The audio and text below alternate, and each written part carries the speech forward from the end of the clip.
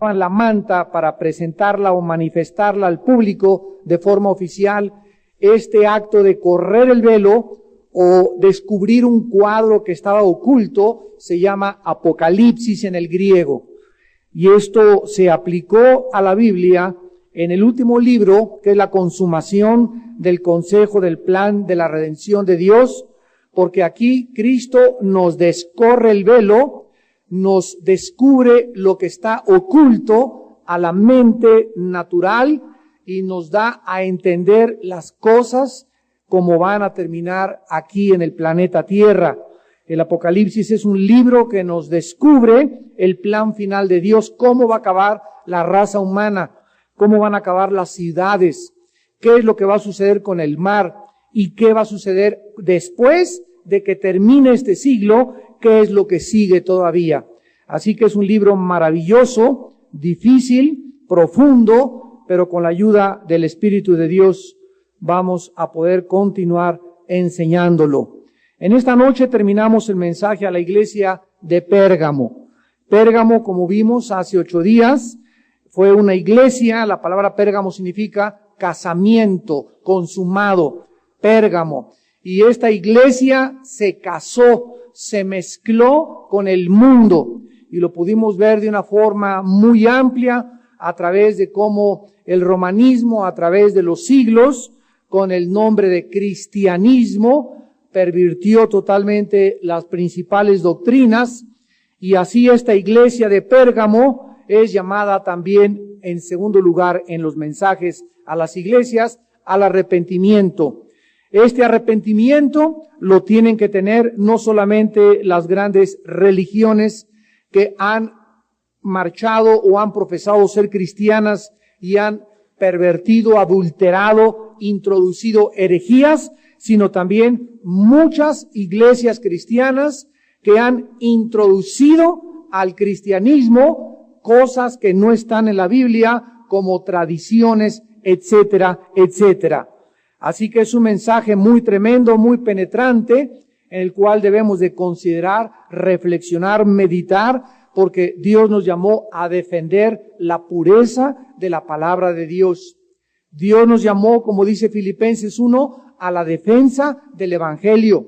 El apóstol Pedro escribió en su primera carta, capítulo 3, que debemos de presentar defensa con mansedumbre de la esperanza que hay en nuestro corazón.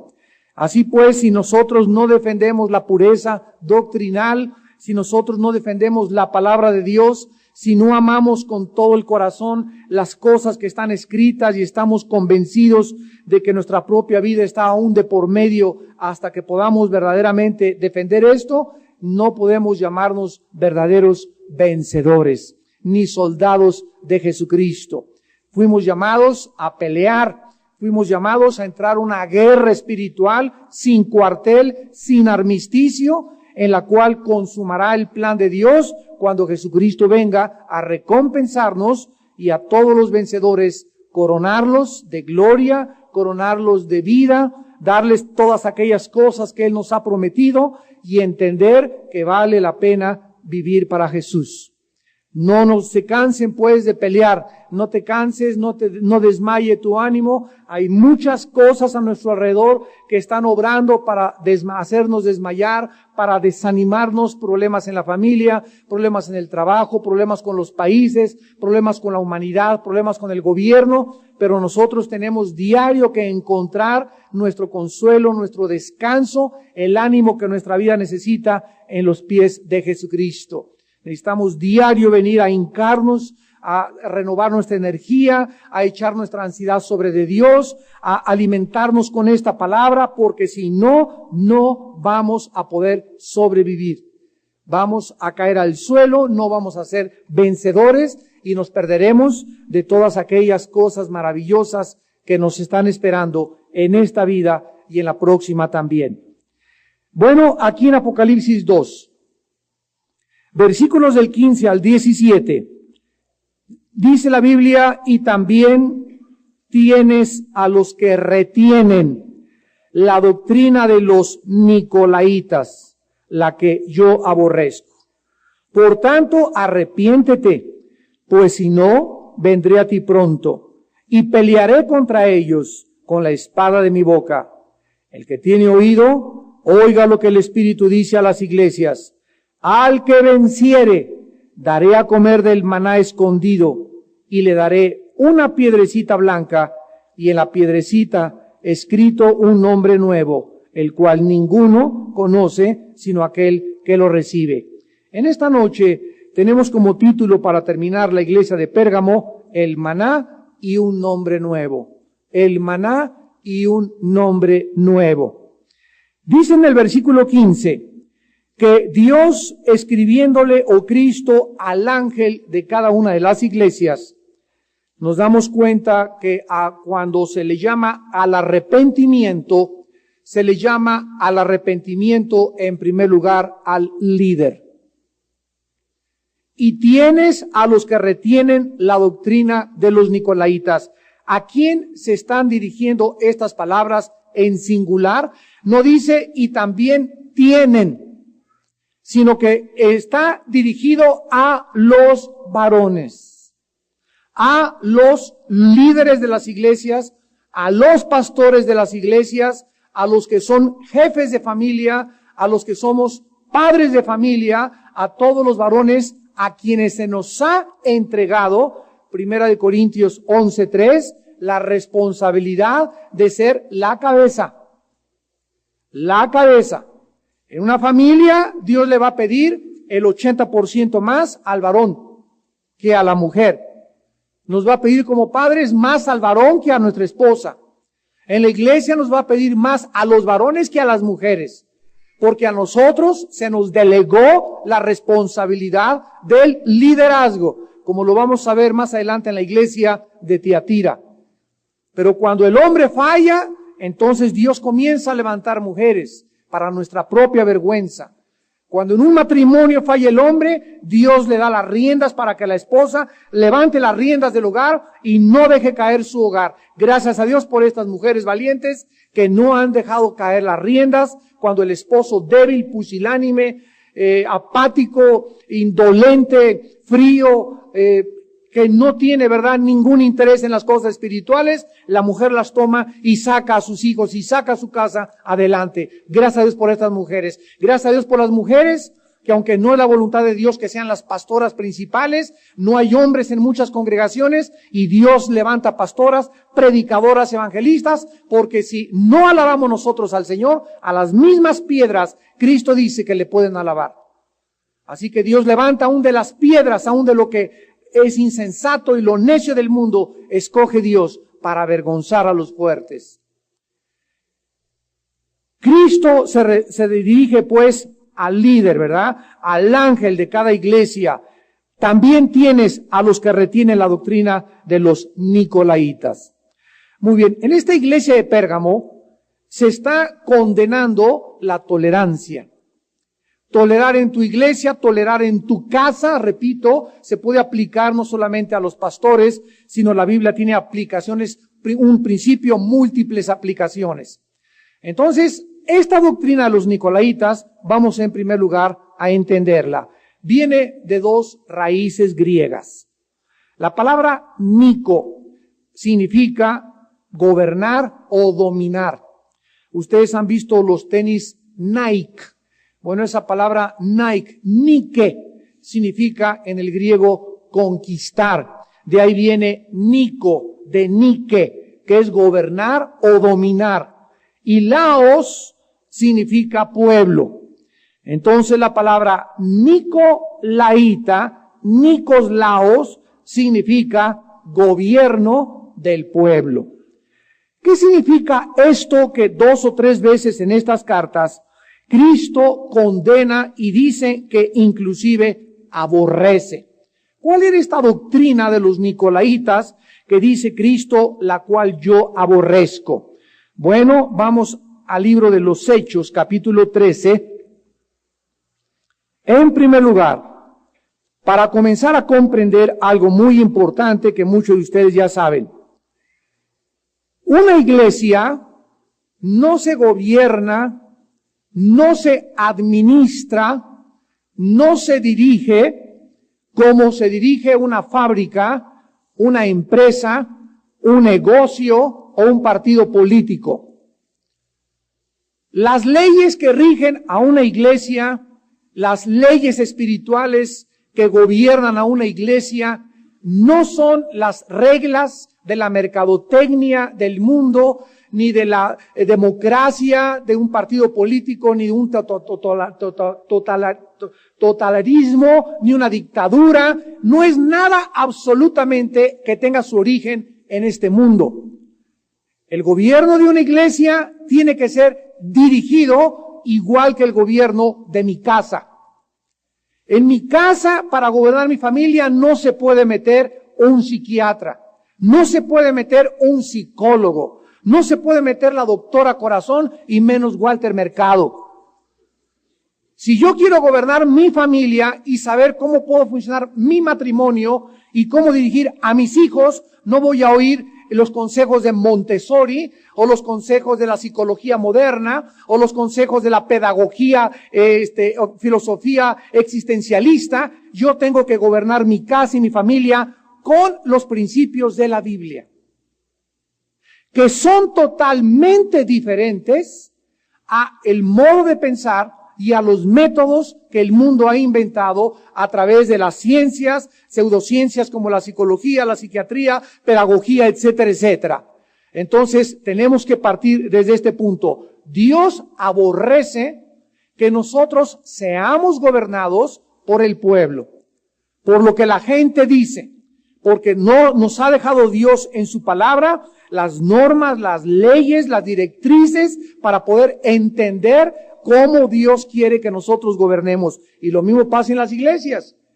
Y existe este peligro de que en una iglesia comience a infiltrarse el gobierno que no es el gobierno que Dios anhela que se lleve a cabo, y es cuando las iglesias comienzan a menguar, a apostatar, a debilitarse y a perder la unción del Espíritu de Dios. En el libro de los Hechos, capítulo 13, tenemos la primera pauta en la Biblia acerca de la forma como una iglesia debe gobernarse. Había entonces en la iglesia que estaba en Antioquía profetas y maestros: Bernabé, Simón el que se llamaba Níger, Lucio de Cirene, Manaén el que se había criado junto con Herodes el tetrarca, y Saulo. Vemos que en esta iglesia primitiva había profetas y había maestros. ¿Qué función ejercían los profetas? La Biblia, recuerden, no estaba completa. Las iglesias primitivas, ¿cómo podían saber la voluntad de Dios? No tenían Romanos, no tenían Hebreos, no tenían Apocalipsis, no tenían las cartas a los tesalonicenses, no tenían las cartas de Juan y de Pedro. ¿Cómo podían entonces las iglesias primitivas guiar a sus ovejas, saber la voluntad de Dios? Lo sabían a través de los profetas. Mandaba Dios hombres que les decían: esta es la voluntad de Dios, así dice Dios, como cuando Pablo no quería ir por otro lado, quería ir a Jerusalén, y el profeta Agabo le dijo: no vayas, el Espíritu dice tal y tal cosa, y todo esto lo vemos moverse en el libro de los Hechos. Ahora bien, versículo 2. Ministrando estos al Señor y ayunando, dijo ¿quién?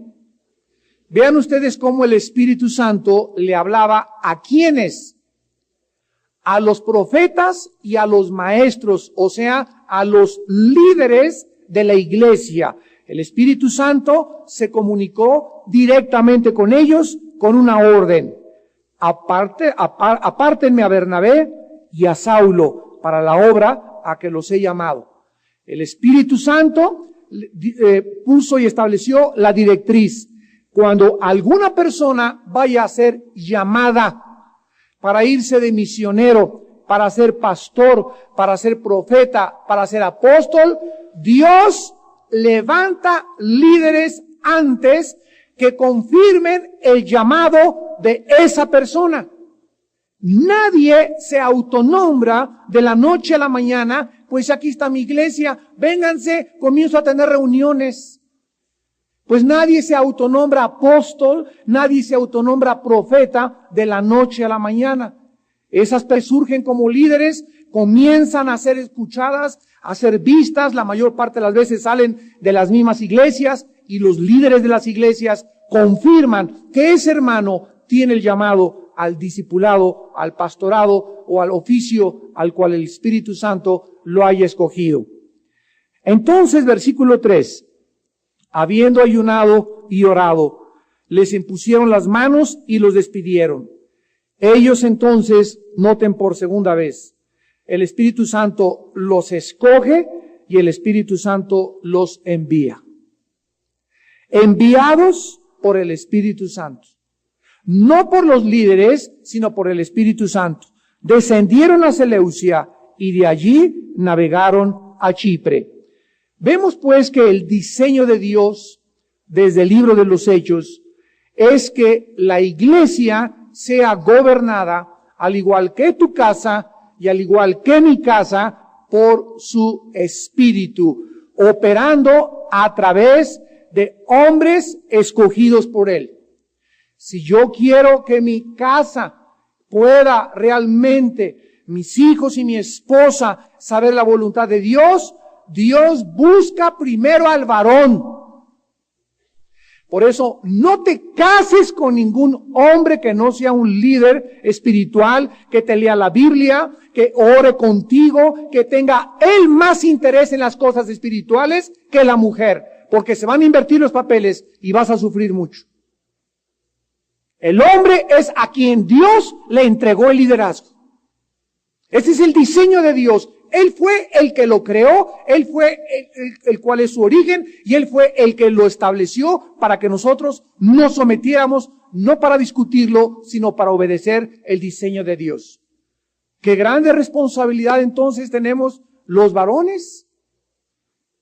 Porque si la casa comienza a perder el rumbo, el matrimonio comienza a perder el rumbo, nosotros los varones somos los responsables, porque Dios está buscándonos a nosotros, que nosotros le busquemos para que Él nos revele la forma, la dirección que nuestro barco, nosotros somos el capitán, tenemos el timón de nuestra casa, a donde nuestro barco se debe de dirigir. Es a nosotros a quien Dios nos entregó esta responsabilidad y a quienes el Espíritu Santo está buscando. Y lo mismo pasa en las iglesias. Cuando comienzan iglesias a ser gobernadas por hermanitas, que se juntan en las casas, en estudios bíblicos, el Señor me dijo que vives en pecado, el Señor me dice que en la iglesia es esto, y Dios me dio una profecía, y cuando creemos que estas cosas son de Dios, comenzamos a ser guiados y dirigidos y manipulados por aquellas Jezabeles que se dicen profetizas y no lo son. No es la forma de Dios para dirigir nuestra vida. Un mensaje de un profeta es para confirmar algo que Dios me había puesto en mí, no para dirigir mi vida. Porque somos dirigidos por el Espíritu Santo, no por hombres y mujeres que lleguen y me dicen, el Señor me dice que te vayas a Chihuahua, que te vayas a hacer una cosa, a mí no me ha dicho nada. Llega una muchacha, me dijo que me casara contigo, y dice muchacha, a mí tampoco me ha dicho nada el Señor. Entonces tenemos que entender esto.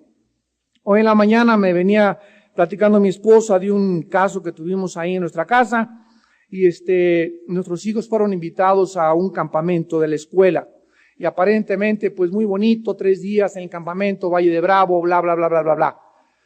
Y mi esposa y yo nos comenzamos a orar, y sabemos por experiencia que cuando el diablo ataca a nuestros jóvenes sexualmente, los ataca antes de los 12 años para marcarlos para toda su vida.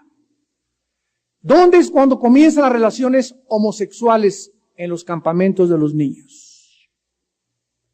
¿Dónde comienzan nuestras hijitas a ser manoseadas? En los campamentos de los niños, en los campamentos no cristianos. ¿Con quién sabes que se acuesta tu niño? ¿Cómo sabes que el niño de 10 años que se va a dormir con él en el sleeping bag no le va a brincar en la noche? ¿Cómo sabes que una de las maestras, cómo sabes que una de las encargadas, tú conoces las costumbres sexuales de ellos?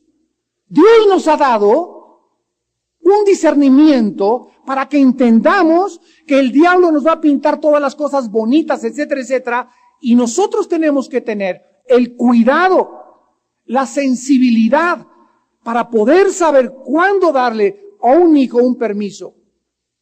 Nosotros hemos escogido desde hace mucho tiempo, mis hijos no se van a dormir a la casa de nadie. De nadie. Que un amiguito lo invitó a la escuela, no sé ni quién es. Que una pijamada.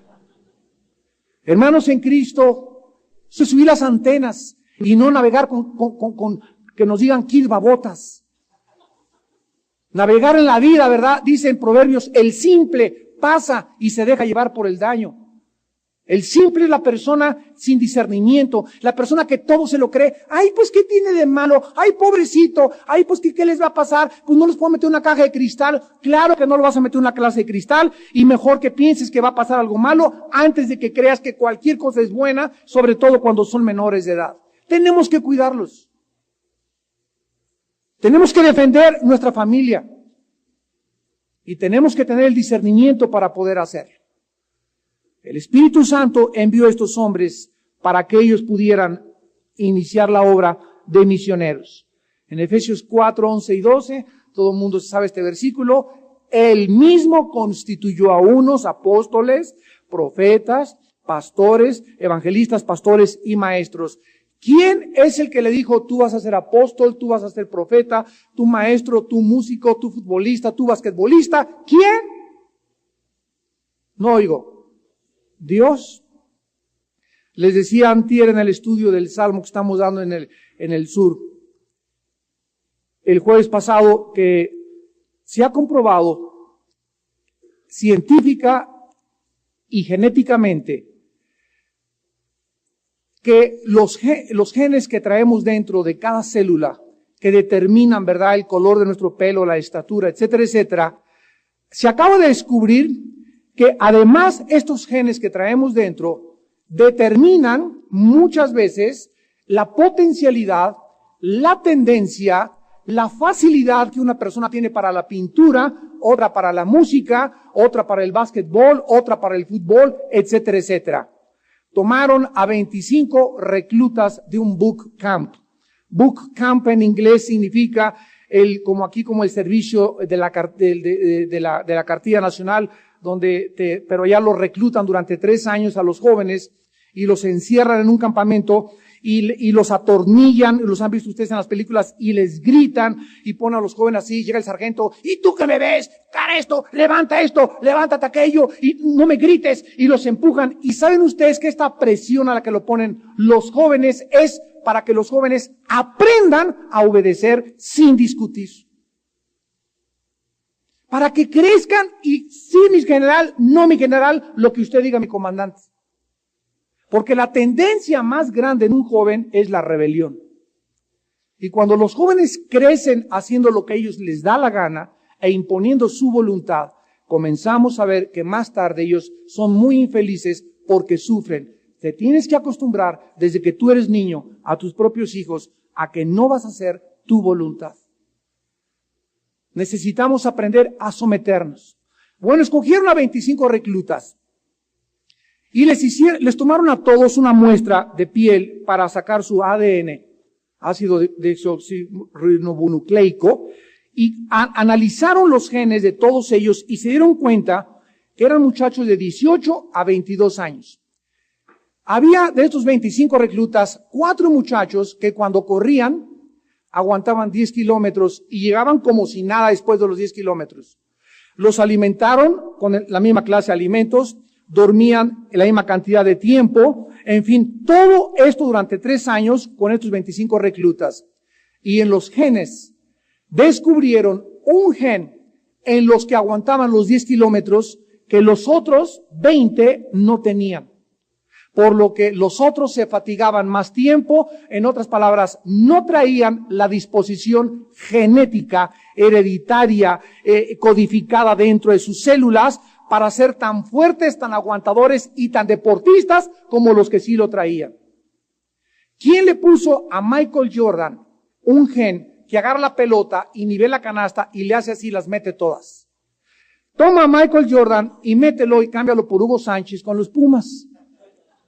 Y pone a Hugo Sánchez ponlo con los basquetbolistas, y Hugo Sánchez no va a poder hacerla porque él trae dentro de su capacidad física, genéticamente, la capacidad y la habilidad de jugar fútbol. Entonces, uno tiene esa facilidad de nacimiento. ¿Quién hizo a un Beethoven, a un Tchaikovsky y a un Jorge Negrete? Uno compone una sinfónica, la novena sinfónica de Beethoven, una maravilla. El otro compone canciones de Tejuites, me dejaste, el alcohol, el tequila, las mexicanas, ¿verdad? Y vemos que son dos mentes totalmente diferentes, un Einstein y uno que inventó el trompo. Entonces, todo absolutamente en la vida lo encontramos que Dios, Salmo 139, tú me hiciste y me constituiste en el vientre de mi madre, mi embrión vieron tus ojos. Desde el embrión, Dios le dijo a Jeremías 1:5, te constituí estando en el vientre de tu madre en profeta y te di por profeta a las naciones. Dios a unos les dio la habilidad para ser mecánicos de coches automotrices, a otros para ser mecánicos de audio, a otros para ser carpinteros de hacer sillas, a otros electricistas, a otros plomeros, a otros choferes, a otros ingenieros, a otros arquitectos, a otros pintores, a otros comerciantes. Pero todos absolutamente somos creados por Dios, diseñados por Dios, para cumplir un propósito en la vida. Cuidado cuando tú estés en un trabajo o estés desarrollando una actividad a la cual Dios nunca te llamó, porque no vas a tener gracia sobre ese campo de autoridad. La gracia de Dios va a nuestra vida en el área y en el campo de autoridad al que Dios me llamó. Si me quiero salir del campo de autoridad y soy futbolista y quiero meterme a nadar o quiero meterme al básquetbol, voy a vivir frustrado porque no es mi campo de autoridad ni la capacidad con la que Dios me creó. Dios a unos hace apóstoles, a otros profetas, y esto hace que carezcamos de envidias. Yo no te voy a envidiar a ti porque Dios no me llamó a hacer lo que tú estás haciendo. Yo no tengo por qué tener celos de ti, porque tú tienes una cosa que yo no puedo hacer y yo tengo una cosa que tú no puedes hacer. Todos tenemos diferentes funciones por la soberanía de Dios. Y la iglesia, Dios estableció que fueran gobernadas por los que Él había escogido. ¿Cuál es la doctrina de los nicolaitas? Los laicos gobernando la iglesia. Muchas iglesias, y me están escuchando ahorita por allá en la televisión muchos ovejas y pastores, muchas iglesias han sido fundadas y siguen siendo gobernadas por familias. La familia Díaz que puso el techo, la familia Jiménez que puso todas las lámparas y la otra que puso todos los ladrillos, y levantan 3 o 4 familias, se juntan, ellos levantan una iglesia, y ya que tienen la iglesia dicen, ¿a quién contratamos como pastor? Son levitas asalariados. Y entonces cuando a la familia Díaz no le gustó el mensaje del pastor que dio, porque el viejo panzón de los Díaz anda en adulterio, vamos a cambiar al pastor porque no, y cada 4 o 5 veces al año cambian de pastor porque son familias gobernadas por las iglesias, gobernadas por las familias, y no hay un liderazgo establecido por el Espíritu Santo. Y la familia Díaz administra la iglesia. Escuchen esto, lo que ha pasado. Escogen a sus pastores, les asignan un sueldo, lo que ellos creen que deben de ganar, y después le dicen lo que tienen que predicar. Esto se llama el gobierno de los nicolaitas. ¿Cuántos de ustedes en su familia viven igual? En tu casa, tus hijos no hacen lo que la Biblia dice, sino lo que la abuelita les dice, y la abuelita es hija de los testigos de Jehová. ¿Cuántos de ustedes en su casa son gobernados por la cuñada? Y llega tu cuñada a meter cuchara, o tu propia mamá, o tu propio papá, o los suegros, con el matrimonio, y comienzan a poner disensión entre ustedes, y ustedes no están siendo gobernados por la palabra de Dios, no consultan, sino que hacen lo que tu mamá te dice, y sabes que tu mamá es pagana, idólatra, y hasta raeliana.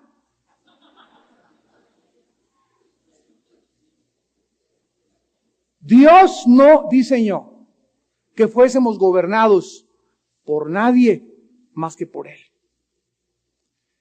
Y esto Dios lo aborrece. Miren ustedes en Isaías 29. Isaías 29. Lo que se le anticipó al profeta. Perdón, Isaías 30. Isaías 30. Versículos del 1 al 3. Isaías 30 del 1 al 3.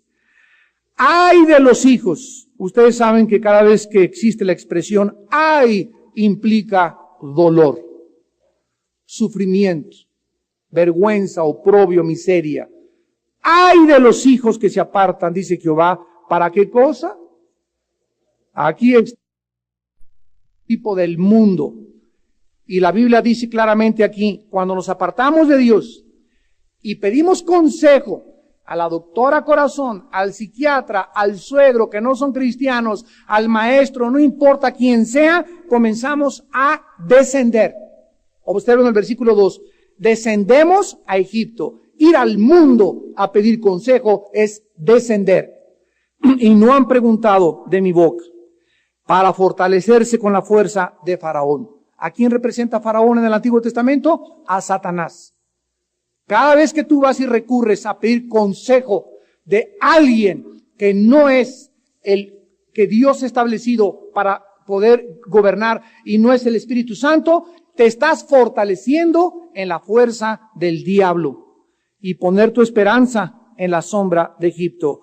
Pero la fuerza de Faraón se os cambiará en vergüenza y el amparo en la sombra de Egipto en confusión. Siempre que nosotros tratemos de gobernarnos a nosotros mismos.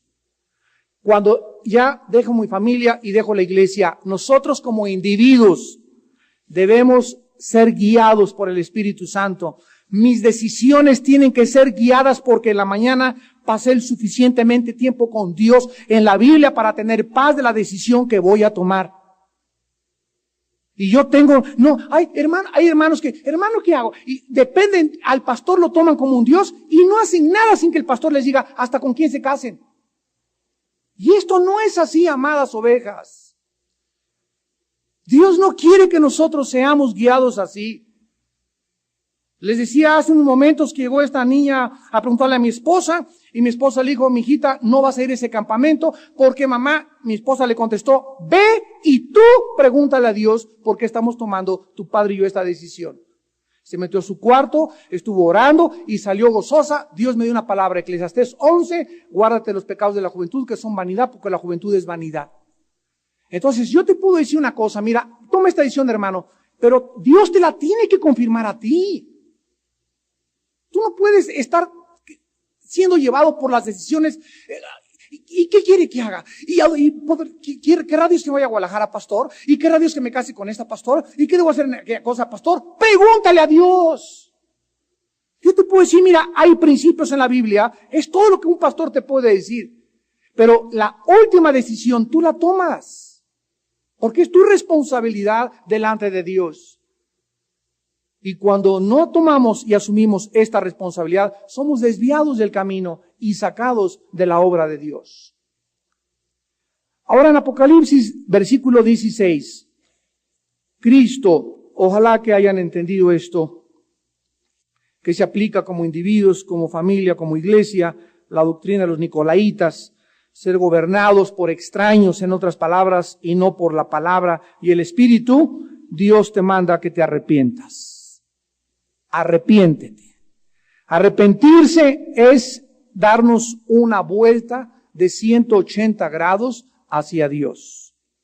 El Señor exige un arrepentimiento inmediato, pues si no, el descuido de no obedecer. Cuando Dios nos habla y nos dice arrepiéntete, la tragedia es grande, porque entonces después de la advertencia viene el juicio de Dios. Dios a nadie juzga sin antes haberle advertido tal vez 2 o 3 veces, párale, ya bájale, llévatela suave, ya detente, te has pasado muchos altos, el 5º alto va a venir un camión y te va a hacer papilla. Tenemos que entender que Dios es un Dios amante que nos habla a través de su palabra. Y lo dice con el versículo que sigue, porque si no te arrepientes, pelearé contra ellos con la espada de mi boca. Aquí el líder tiene que arrepentirse de las decisiones de estas familias en su iglesia, y si no, Dios a ellos va a mandarles a un predicador, tal vez en este momento sea yo este instrumento, a que les diga a esas familias, dejen a ese pastor tomar las decisiones solos. No gobiernen y traten de gobernar. Mujeres, no traten de gobernar a sus esposos. No traten de tomar el control que no les pertenece. Familiares que están metiéndose con sus matrimonios en sus casas, no se metan con ellos toda la vida. Porque necesitan los matrimonios pelearse entre ellos, ayudarse entre ellos y conocer entre ellos sus conflictos y aprender a traerlos a Dios. Podemos aconsejarlos como padres, pero no vivir detrás de ellos y meternos en todos sus problemas al grado que ya sea la suegra la que gobierna ese hogar. ¿Cuántos divorcios no se han llevado a cabo por esta situación? Arrepiéntete. Porque si no, Dios va a pelear contra ti con la palabra de su boca. Y el versículo 17, finalmente el Espíritu Santo le habla a los que en este momento estén oyendo. Oír en el hebreo significa obedecer. Oír va asociado con obedecer. Porque muchos oyen y les entra por acá y les sale por allá. Por eso dice el que tiene oído, o sea, el que realmente esté escuchando este mensaje. El que realmente en este momento, Padre, gracias porque me estás iluminando, es tu verdad, es tu palabra, yo ya no quiero ser igual, quiero cambiar, quiero ser cada día mejor, quiero tener tu temor, Padre, en mi corazón, quiero obedecerte, quiero hacer tu voluntad, quiero ser bendecido. Estos son los que oyen. Y no aquellos que con una actitud despectiva, ¿verdad? Lo estamos viendo los domingos en la parábola del sembrador, se ríen, se carcajean, viene el diablo y se lleva la semilla, y pasado mañana eres la misma persona. No has sufrido cambios drásticos. Tu vida no ha sido revolucionada ni transformada de una forma extrema por tu falta de decisiones en la vida. Y por eso estamos llenos de cristianos que tienen 10 años en la iglesia, 15 años en la iglesia y son los mismos. ¿Tú los has de conocer? Ahí está la misma hermana de hace 15 años. Jetona, amargada, rencorosa, chillona, chismosa, carnal, y no ha cambiado en 15 años. Ahí está el mismo hermano, adúltero, panzón, borracho, parrandero, engañador, transando, el mismo, y tiene 10 años asistiendo a la iglesia. Y Jesús vino a cambiar nuestra vida, a revolucionar nuestra vida, a hacernos en criaturas nuevas, diferentes, amorosas, santas, puras. Y si no hay estos cambios dentro de nosotros, mentira que somos sus hijos, mentira que somos su familia, no es cierto. Y para ello está toda la primera carta del apóstol Juan, donde dice continuamente, el que dice que cree en Cristo debe andar como Él anduvo. El que dice que anda en la verdad y anda en tinieblas es un mentiroso y no practica la verdad. Toda esa carta fue escrita para los que dicen de la boca para afuera. ¿Qué promesa se hace a todas aquellas personas que venzan? En primer lugar, le dice que dará de comer del maná escondido. Y en segundo lugar, una piedrecita blanca y en la piedrecita escrito un nombre nuevo, el cual ninguno conoce, sino aquel que lo recibe. En primer lugar, vamos a analizar el maná. Vayamos al libro del Éxodo, capítulo 16. ¿Qué significa el maná? ¿Qué es esto del maná? Que a los que venzan, a los que no se dejen gobernar por el mundo, ni como individuos, ni como familia, ni como iglesia, esos son los vencedores. Los que cuando Cristo venga no eran gobernados por el mundo, sino por su espíritu. Estos son los vencedores. Ellos van a tomar este maná. ¿Qué significa? Dice el versículo capítulo 16 de Éxodo, versículo 14 y 15. Y cuando el rocío cesó de descender. He aquí sobre la faz del desierto una cosa menuda, redonda, menuda como una escarcha sobre la tierra. Y viéndolo los hijos de Israel, se dijeron unos a otros, ¿qué es esto? Quiero decirles que la palabra maná significa ¿qué es esto? Esto es lo que significa la palabra maná, ¿qué es esto? Porque no sabían qué era. Entonces Moisés les dijo, es el pan que Jehová os da para comer. Los judíos, al entrar a un desierto, sin carnicerías, sin cafeterías, sin talleres mecánicos, sin zapateros, sin proveedores de agua, sin nada absolutamente más que escorpiones, desierto, sol y arena, 40 años, más de 2 millones de personas peregrinando por ese desierto. La más grande enseñanza que Dios les quería dar es que Dios es capaz, todopoderoso, suficiente, haciendo las cosas mucho más abundantemente de lo que le pedimos o entendemos. Dios es capaz, al Dios que servimos, de traernos por lugares donde no haya provisión, donde no haya dinero, donde no haya alimento y sostenernos. ¿Y qué hizo Dios para comenzar a mostrarles eso? Pues comenzó a caer del cielo. Vean ustedes ahora el versículo 31 y 32 de Éxodo 16, versículo 31 y 32. Y la casa de Israel lo llamó maná, ¿verdad? Repito, significa, ¿qué es esto? Y era como semilla de culantro blanco y su sabor como de hojuelas con miel. Así sabía como a miel. Y dijo Moisés, esto es lo que Jehová ha mandado, llenad un gomer de él, guardadlo para vuestros descendientes, a fin de que vean el pan que yo os di a comer en el desierto, cuando yo os saqué de la tierra de Egipto.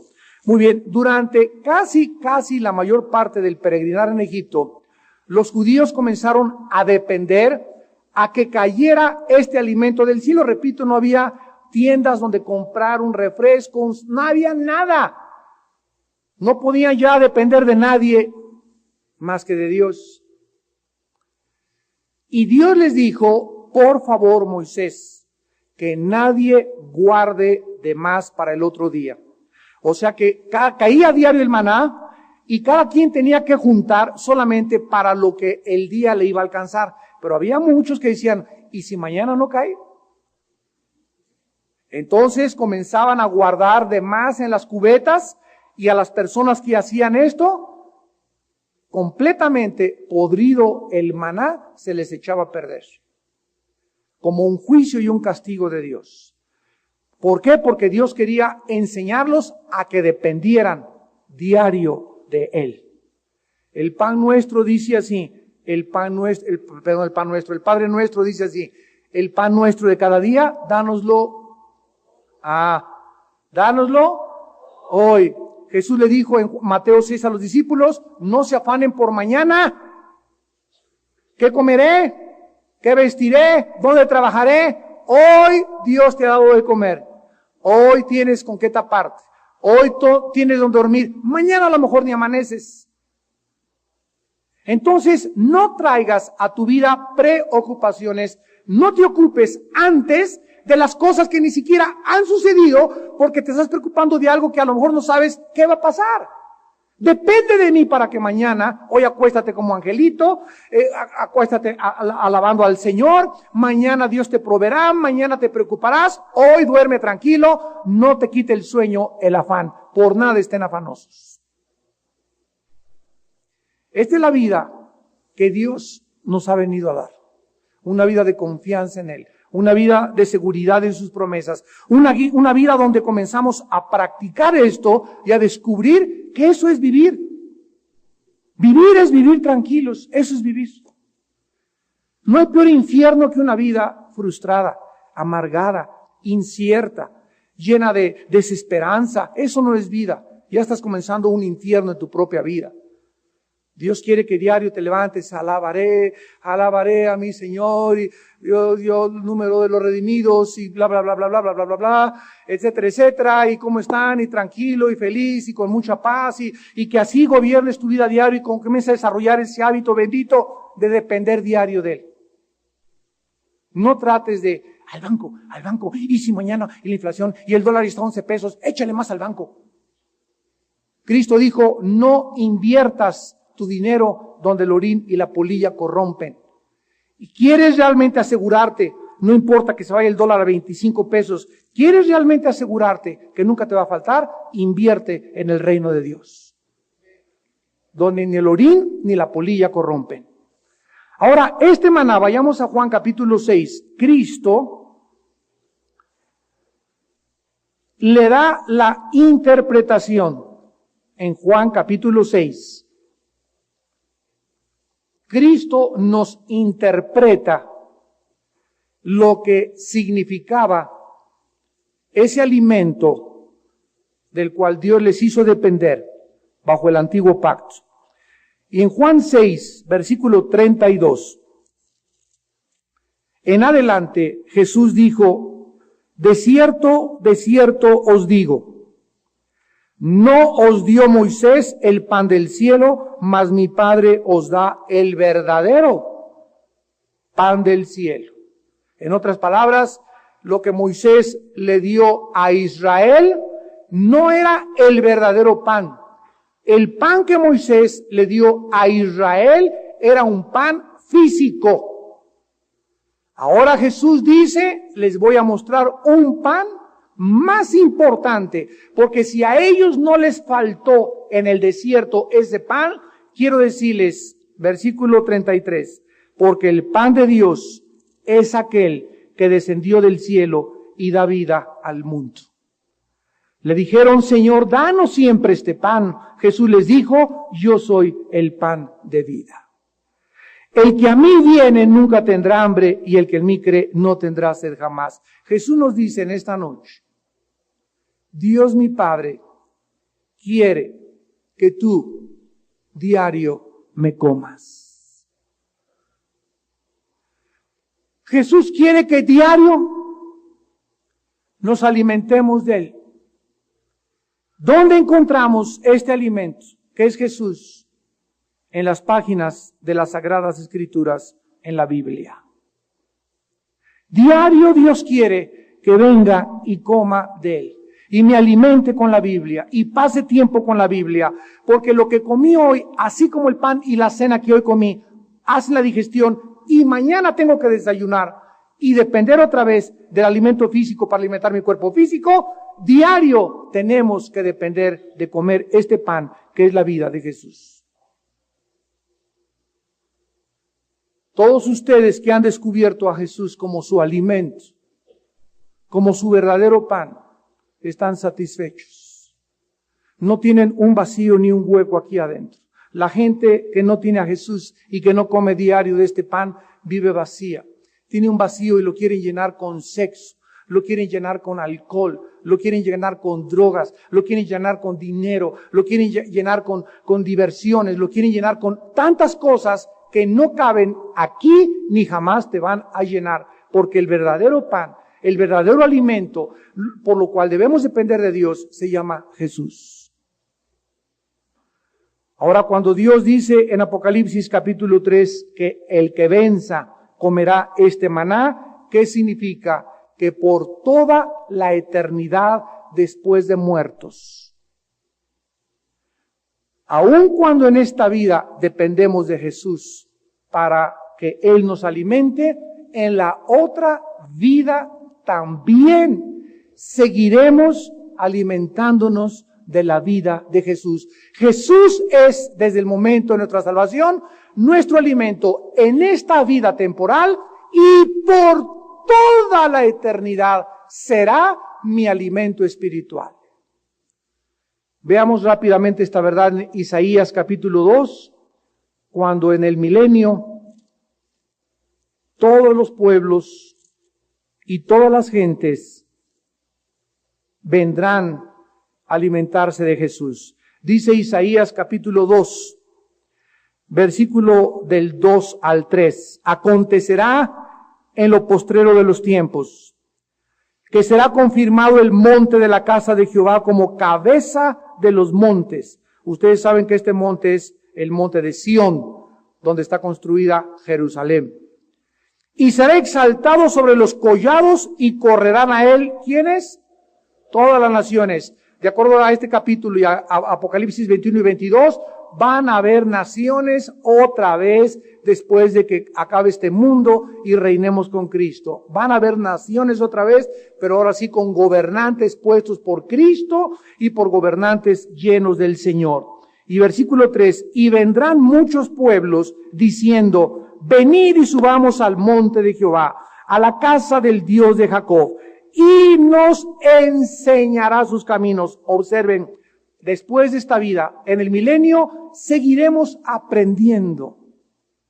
Y vendremos corriendo porque la escuela va a estar en Jerusalén, para que nos enseñe sus caminos, y caminaremos por sus sendas, porque de Sión saldrá la ley, y de Jerusalén la palabra de Jehová.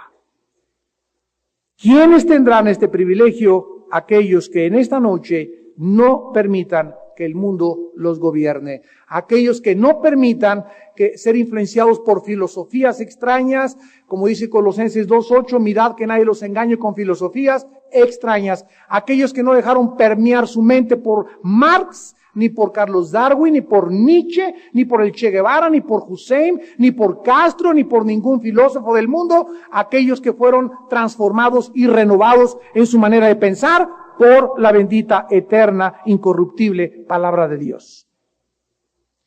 Y termina Apocalipsis 2, la iglesia de Pérgamo, diciéndole que les promete una piedrecita blanca. Veamos en primer lugar en Apocalipsis 7, versículo 9, todas las veces donde aparece el color blanco.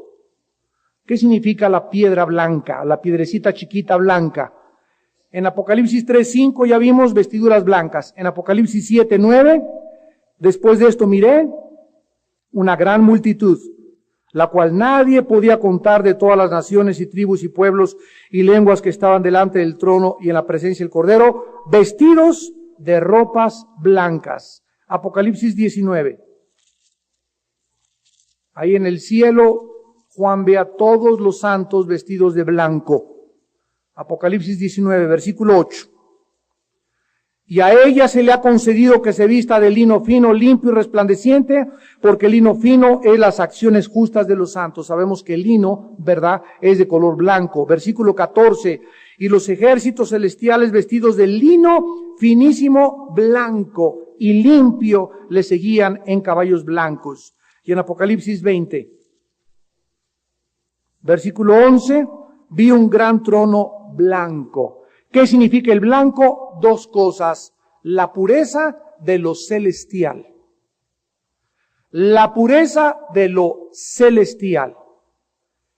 Vestiduras blancas, túnicas blancas, lino blanco, el mismo trono donde está sentado Dios es de color blanco. Esta piedrecita blanca se deriva su significado de la manera como los habitantes del Imperio Romano eran admitidos gratuitamente a los espectáculos.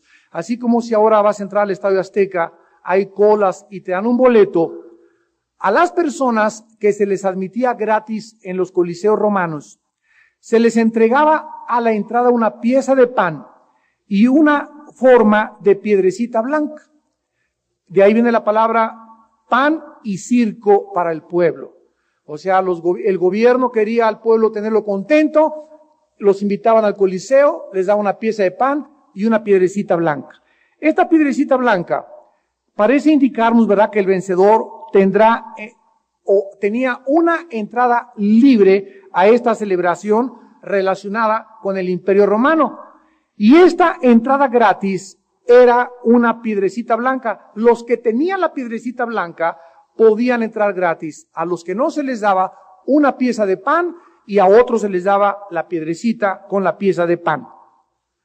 En el Antiguo Testamento, cuando alguna persona adquiría una nueva función, se le cambiaba el nombre. Por ejemplo, Abraham se le fue cambiado a Abraham, padre de muchas gentes. Jacob, que significa el tranza o el engañador, se le cambió el nombre a Yisrael, que significa el que lucha al lado de Dios. Isaías, en el capítulo 62, lo voy a ver rápidamente, versículo 2, dice Isaías 62:2, entonces verán las gentes tu justicia y todos los reyes tu gloria, y te será puesto un nombre nuevo que la boca de Jehová nombrará. Simón le fue cambiado el nombre a Pedro, que significa piedra. Saulo se le cambió el nombre a Pablo, que es pequeño. ¿Tú cómo te llamas? ¿Celedonio? ¿Policarpio? Cualquiera que sea tu nombre y mi nombre, nos fueron puestos por nuestros padres terrenales que tal vez no eran cristianos. Es muy importante que los padres cristianos les pongan a sus hijos un nombre bíblico. Es muy importante. Porque el nombre en la Biblia habla del carácter de la persona. El carácter de la persona. ¿Cómo es esa persona? Jacob era tranza, ahora Israel era el que luchaba al lado de Dios porque venció. ¿Se acuerdan de la historia de los patriarcas que dimos aquí también los martes? Cuando Dios dice que se nos va a cambiar el nombre en la otra vida, lo explica Primera de Juan capítulo 3. Versículo del 1 al 3. Mirad cuál amor nos ha dado el Padre para que seamos llamados hijos de Dios. Por esto el mundo no nos conoce porque no le conoció a Él. Amados, ahora somos hijos de Dios. ¿Cuál es el nombre que todos los cristianos tenemos ahora? Ya no nos conoce nadie por Armando, Panchito, Conchita, Lupita. Esos son los nombres que cuando vayamos a la otra vida no nos vamos a llamar con el nombre que teníamos aquí. Porque en la otra vida se nos va a asignar una función, se nos va a asignar un ministerio. Unos van a ser presidentes de una nación, otros gobernantes, otros van a ser sirvientes, otros van a estar avergonzados, pero va a haber muchas cosas y la función que Dios me dé a mí y te dé a ti en la otra vida estará relacionada con el nombre nuevo que se te va a asignar. Dice la Biblia en el versículo 2, amados, ahora somos hijos de Dios y aún no se ha manifestado lo que hemos de ser. Pero sabemos que cuando Él se manifieste seremos semejantes a Él porque le veremos tal como Él es. Hasta que estemos enfrente de Cristo, nos veremos al espejo, no tendremos cicatrices, ni tendremos envejecimiento, ni nariz de albóndiga, ni orejas de papalote, ¿verdad? Ni nada, estaremos perfectos delante de Dios, un nombre nuevo, totalmente nuevos, no volveremos jamás a llorar, no volveremos a tener tristeza de nadie, no vamos a extrañar a nadie nunca más, vamos a ser pastoreados por Cristo y el nombre que se nos entregará estará en proporción a lo que conquistamos y a lo que vencimos en esta vida. Las recompensas que nos esperan después de esta vida son maravillosas. Por eso no os canséis de hacer el bien, ni desmayéis, ni dejéis de sembrar. Estad firmes y constantes, amados hermanos, sabiendo que nuestra obra en el Señor nunca será en vano. Oremos. Señor, gracias por tu palabra en esta noche. Gracias porque nos has llamado a ser gobernados por el Rey, por las leyes del reino y no las leyes e imposiciones humanas, por las filosofías y los consejos y las conclusiones de hombres carentes de entendimiento, corruptos de la verdad. Te damos gracias porque ahora nuestra mente debe ser renovada, transformada, revolucionada con tu palabra. Y esto solamente podrá ser posible cuando mirando a cara descubierta la verdad, seamos transformados de gloria en gloria por el mismo Espíritu a la semejanza de tu Hijo Jesucristo. Padre, te damos gracias porque eso es lo que tú nos mandas, que meditemos día y noche en tu palabra. Porque el poder del cambio en nuestra mente está en la Biblia. Los consejos de la Biblia, la dirección de la Biblia, mediante tu Espíritu Santo, siempre nos llevará a la verdad. Porque las sendas de Jehová son misericordia y verdad a todos los que temen su nombre. Mirad cuán grande es la bondad que Dios ha guardado a los que le esperan y le buscan cada mañana con todo su corazón. Gracias por la responsabilidad que nos das a los varones, la enorme responsabilidad de nuestra casa, de nuestra propia vida, de la iglesia, de nuestro gobierno. Oh Dios, gracias por habernos llamado soberanamente a ocupar diferentes funciones en la vida, ministerios, oficios o profesiones. Yo te pido, Señor, que en esta noche tu Espíritu Santo haya iluminado a tu pueblo y ahora tus hijos sepan escoger cuál es el camino y el propósito por el cual tú creaste a cada uno de nosotros. Te pedimos en el nombre de Jesús que tu Espíritu Santo nos siga guiando a toda la verdad, que sigamos siendo celosos de tu palabra, celosos de la doctrina, celosos de nuestra conducta, y que cada día te amemos más y tu temor esté en nuestro corazón para que tú puedas seguir bendiciéndonos y mostrándonos